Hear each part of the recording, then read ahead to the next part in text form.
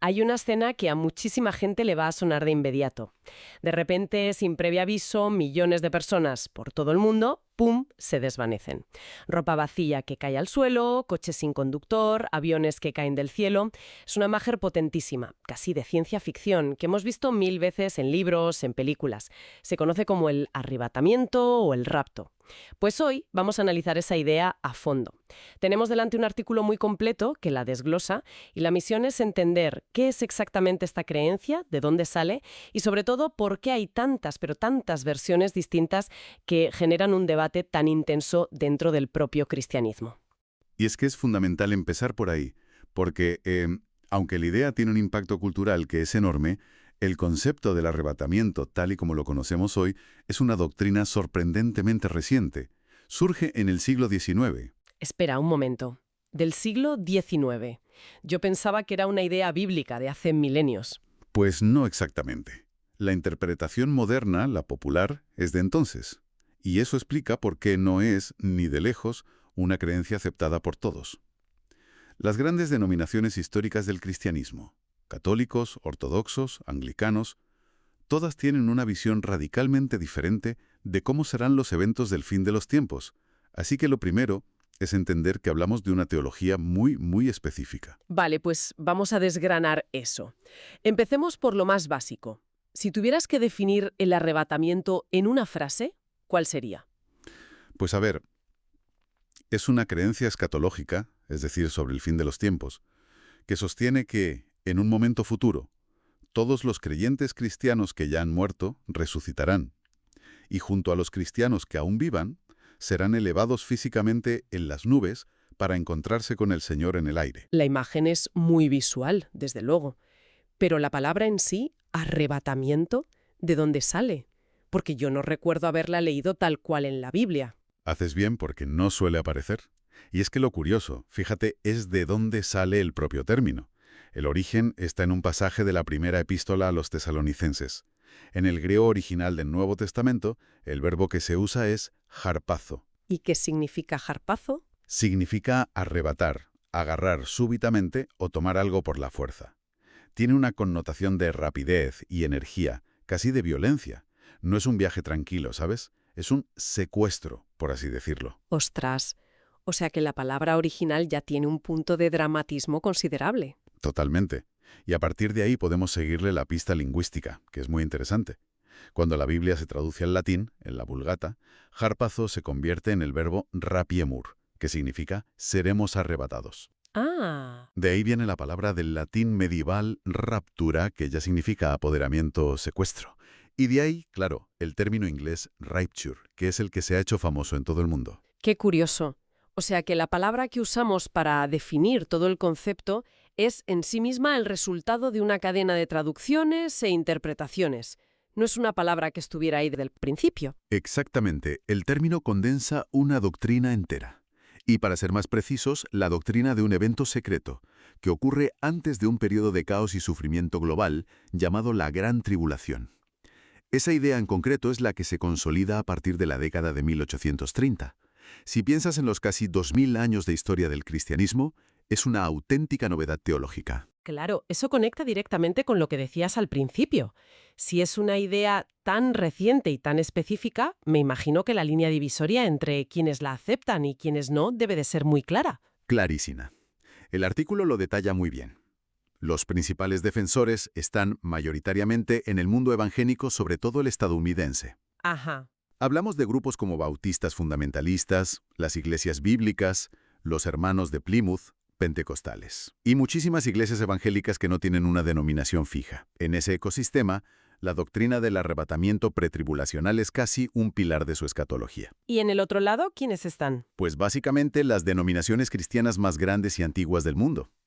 La Iglesia Católica, la Iglesia Ortodoxa Oriental, la Comunión Anglicana, las iglesias luteranas, las reformadas. Ninguna de ellas suscribe esta teología. Pero, a ver, ¿y cómo interpretan ellos ese mismo pasaje de Tesalonicenses sobre ser arrebatados en las nubes? No pueden simplemente ignorarlo. No, claro que no. Pero lo ven de una forma muy diferente. Para ellos, no es un evento preliminar y secreto. Es parte de un único y gran evento público y final, la segunda venida de Cristo. O sea, todo a la vez. Todo a la vez. En su visión, los creyentes son elevados para recibir a Cristo, que desciende a la tierra, como una especie de comité de bienvenida celestial, por así decirlo. Rechazan de plano la idea de que un grupo de gente desaparezca y el resto sea dejado atrás para sufrir una tribulación de 7 años. El artículo que manejamos menciona incluso a pesos pesados de la historia del pensamiento cristiano, como Agustín de Hipona o Tomás de Aquino. ¿Ellos qué pensaban de esto? Pues su visión era aún más distinta, y la diferencia es sutil pero fundamental. Ellos interpretaban que los creyentes que estuvieran vivos en ese momento final no es que fueran a evitar la muerte por completo. Ah, ¿no? No, creían que en el mismo acto de ser elevados para encontrarse con Cristo, morirían y resucitarían de forma instantánea. Ah, fíjate, o sea, no es que se saltaran la muerte, sino que la experimentaban de una forma acelerada, por así decirlo. Exacto. No concebían que un grupo de personas simplemente desapareciera, sin pasar por la muerte, que es una experiencia universal y un pilar de la teología cristiana tradicional. La idea de una evacuación es totalmente moderna. Entendido. O sea, que no solo es que no se pongan de acuerdo con católicos u ortodoxos, es que entre los que sí creen en esta idea hay un debate enorme sobre el cuándo. Y aquí es donde la cosa se complica de verdad, verdad. Aquí es donde empieza el verdadero laberinto teológico, porque la gran controversia no es solo si ocurrirá, sino cuándo ocurrirá en relación con un periodo profético de 7 años de caos y juicio, que se conoce como la Gran Tribulación. El momento lo es todo. Vale, pues vamos a necesitar un mapa para este laberinto. Según el artículo, la visión más famosa, la que todo el mundo conoce, es la pretribulacional. Correcto. El premilenialismo pretribulacional es la estrella del pop de la escatología. Es la que vemos en las películas y en la famosa serie de novelas Dejados atrás. Sostiene que el arrebatamiento ocurrirá antes de que comiencen esos 7 años de tribulación. La Iglesia es, por así decirlo, rescatada para no tener que pasar por ese sufrimiento. Es una visión de protección y de escape. Y esta es la idea que surge en el siglo XIX con gente como John Nelson Darby. Exacto. Darby fue clave en su sistematización, y luego se popularizó masivamente en el siglo XX. Fue gracias a herramientas como la Biblia de referencia Scofield, que incluía notas al pie defendiendo esta cronología, y que se convirtió en un estándar en muchos seminarios de Estados Unidos. Y más tarde, claro, libros como La agonía del gran planeta Tierra de Hal Lindsey en los 70, que vendió millones de copias.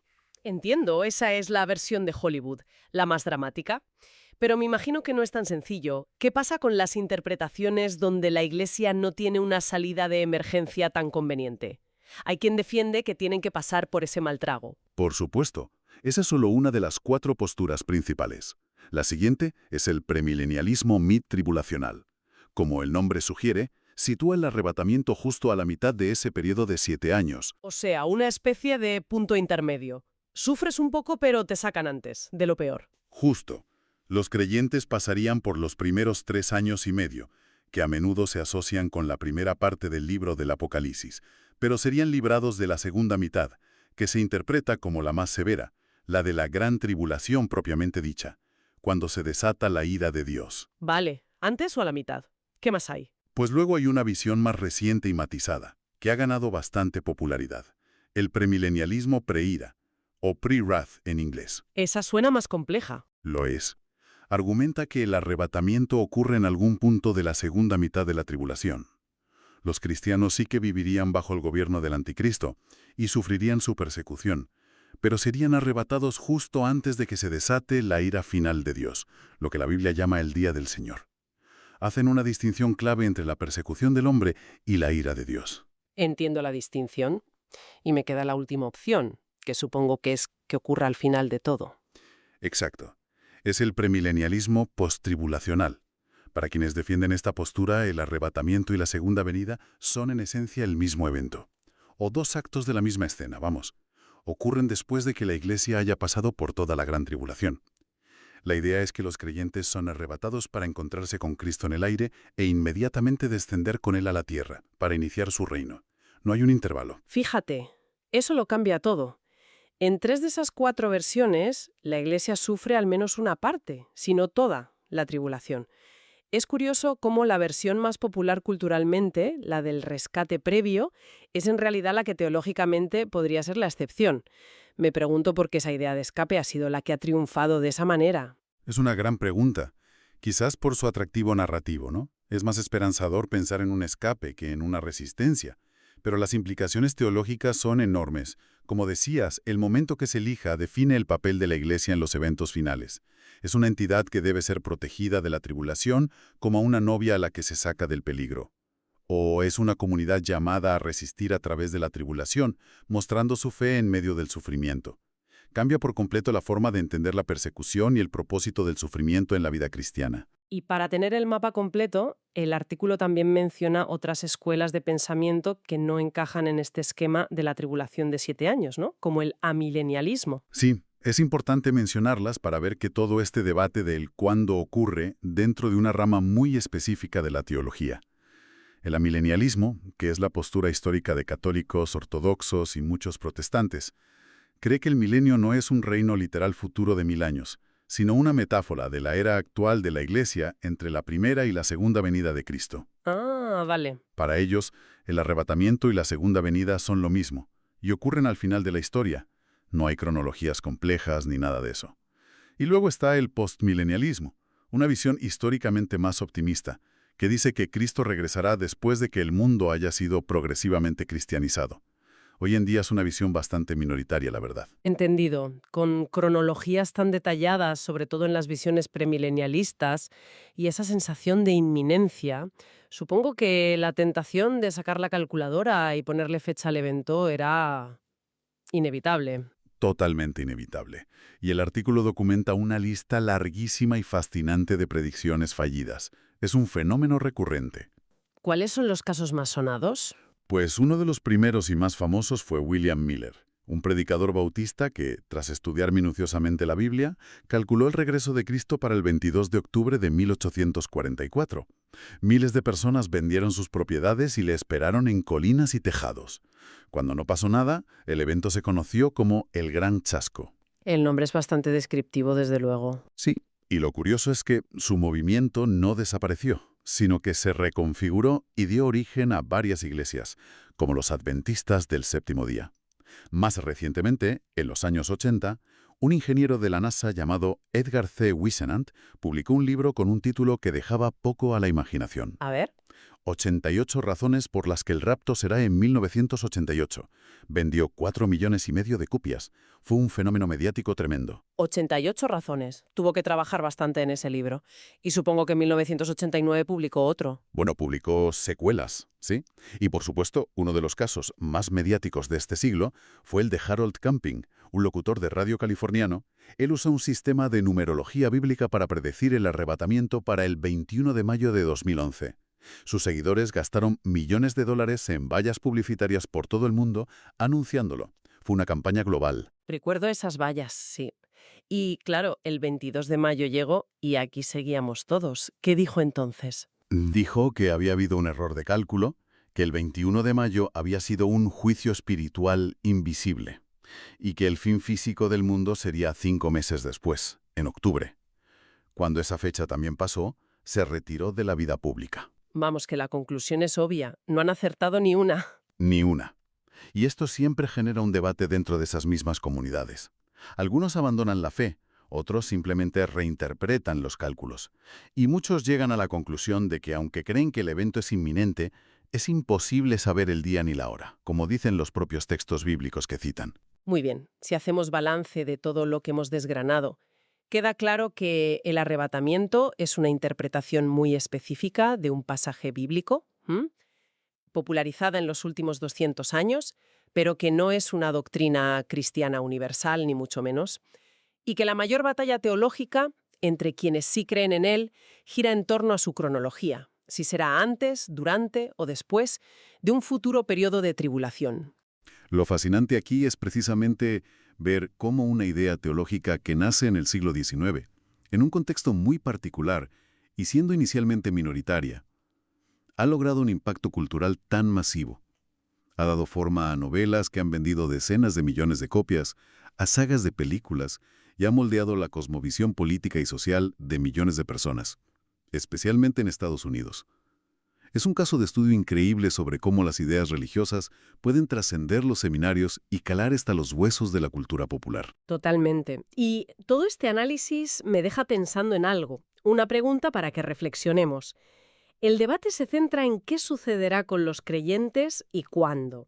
Pero independientemente de la cronología que uno prefiera, ¿cómo moldea la vida de una persona hoy la creencia en un evento inminente que va a cambiar el mundo para siempre?